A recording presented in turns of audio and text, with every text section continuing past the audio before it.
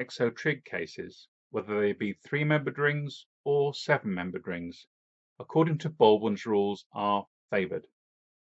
Let's see an example of this. This molecule has an interesting choice to make, and we need to work out what the product will be.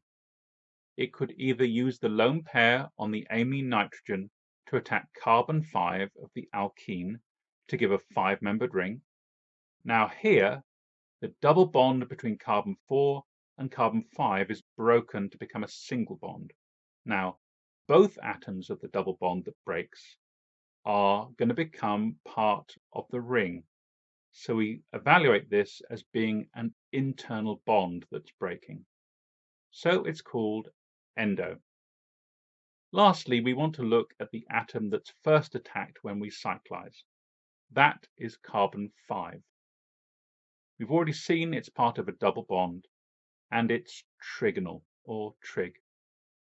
So this process is 5-endo-trig. And we know, according to Baldwin's rules, that this is unfavored. Now, in reality, the reaction doesn't happen. Now that's a huge relief, because so far all you've seen is unfavored Baldwin's rules cases actually working in reality. And I felt I had to give you an example where Baldwin's rules actually predicted a reaction that didn't happen, or you would have very little faith in Baldwin's rules. And they really are pretty good rules. Okay, so that doesn't work. But why doesn't it work?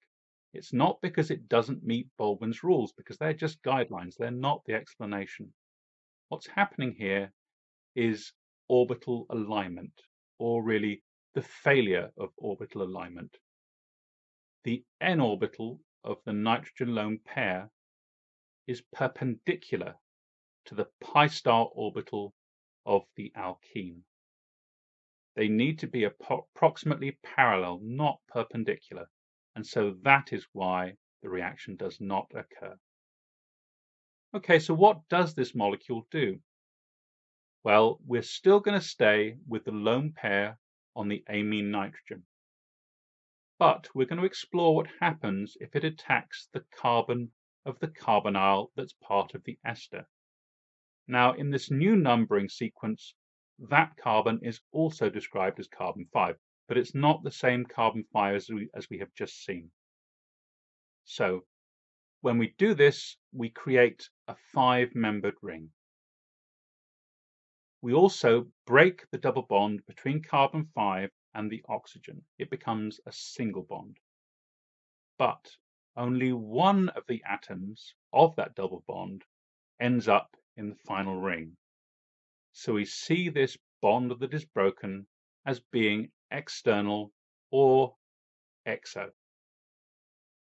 Lastly, we're going to look at the atom that is first attacked in the cyclization, and that again is carbon 5. We know it's part of a double bond. It's trigonal, or trig. So what we have in this example is 5-exo-trig. And so the cyclization in reality does occur, which fits with the Baldwin prediction that this is a favored reaction. Now, why does the cyclization happen? Well, it's the same reason that the 5-endo-trig didn't happen. It's all to do with orbital alignment.